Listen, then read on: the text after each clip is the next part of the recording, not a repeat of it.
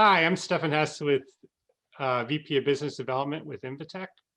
And this is Spilling the Tea, a video series where we interview diagnostic industry leaders to get their perspective on what's now and what's next in the industry. Today, I'm fortunate enough to speak with Johansen, President of MDC Associates. Joen, thanks so much for joining me today. And can you please start off with a quick introduction? Thank you very much for allowing me to come on. My name is Johansen. I'm president of MDC Associates. We are a regulatory affairs, quality systems, and CRO service provider for the IVD industry. We have been in business for a little more than 30 years, and I've been with the company for a little more than 2 years now. We've met multiple times, and it's great to have you on. And let's get to it. So, Joen, we've been so impacted by the pandemic in 2020. What are some of your biggest aha moments or lessons learned from last year? Well, certainly a number of aha moments and learnings from last year. I think related to IVD and our business, and what we saw was really, in many ways, how archaic the testing capacity and the services that were provided around that was. It really took a lot to be able to ramp up, testing, and then, we're even struggling now to get the testing to a level that it needs to be. And so one is, of course, the testing capacity where it's performed, but also the infrastructure to actually help develop new diagnostic really wasn't there. And so that's something that really had to be built within a very short period of time, and that's what we've seen, which I think actually portends quite well for the IVD industry overall. So going forward, some of these changes are under emergency use authorization, but which of these do you think are going to be sticking going forward as a permanent change in 2021 and beyond? There are a number of changes I think that are going to stick. One, I think certainly there's going to be an emphasis, a continued emphasis on the importance of diagnostics, certainly, to address a pandemic like this, but also in other areas where people are starting to realize how valuable it is to have their access to fast and accurate diagnostics.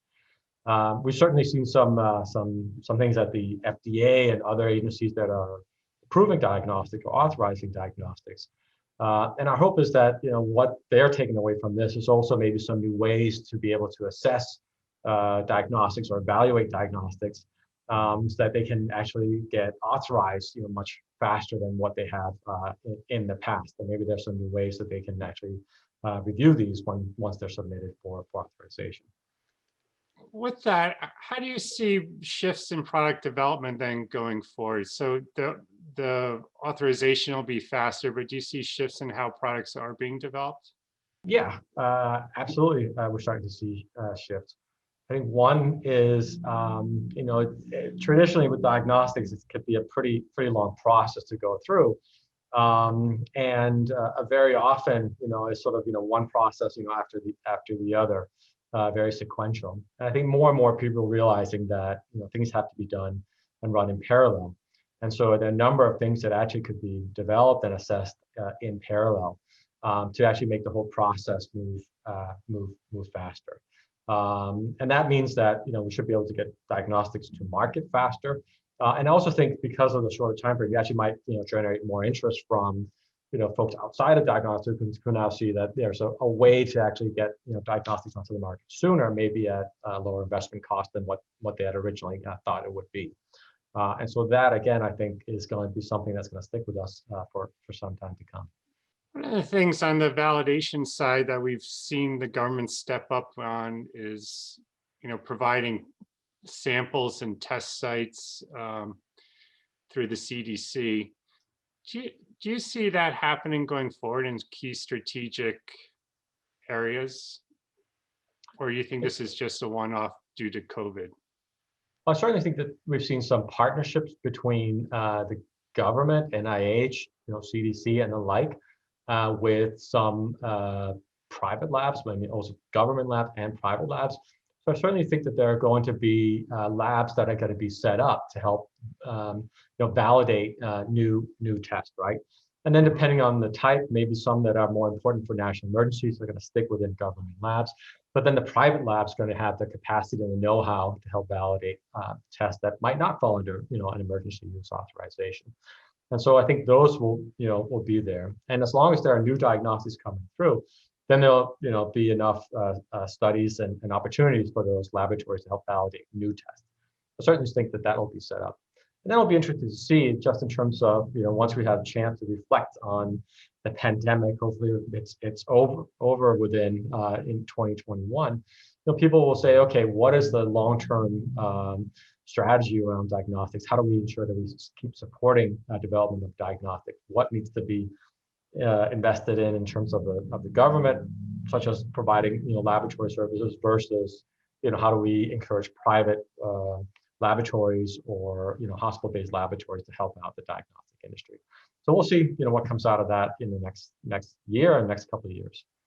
It's interesting that how much of government has played a role this year in the COVID pandemic, and some of the non-strategic assays that have been developed are waiting for approval from the FDA. Do you have a sense for when that logjam may break loose? I don't have a good sense for that. I mean, we're seeing some of that with our clients as well. Non-COVID related products that are kind of stuck. I think there are different different parts of the laboratory, different types of tests, that might have an easier time getting through once the FDA has more capacity to review. And our hope certainly is that by the middle of this year, we should start to see that clearing. But we'll see. I think it's really dependent upon the pandemic, the new administration, and the direction that we see them going in. It'll be interesting to see. I know some of our clients are concerned about that for sure. So how do you mentioned before talking about the market and there may be a shift in the development of assays and collaborations. How do you see the financial piece of the market changing, where especially around point of care instruments, where in the past point of care has had a lot of promise but hasn't seen a lot of traction. Now with COVID especially, there's a lot more point of care instruments have been developed with the point of care assay on it, and they're out there in the market. Do you see is this the inflection point of acceptance of point of care, future or complex point of care out in the marketplace? I certainly see that that there's a recognition amongst people, not people just in the IVD industry, but outside of it, that access to diagnostics in locations that are not the traditional locations for testing, going to your physician office and sending it off to a central lab, or going to the hospital and it's run there. But other facilities, pharmacy, other types of facilities where testing can be done quickly. I think people are really seeing the value and the convenience of that.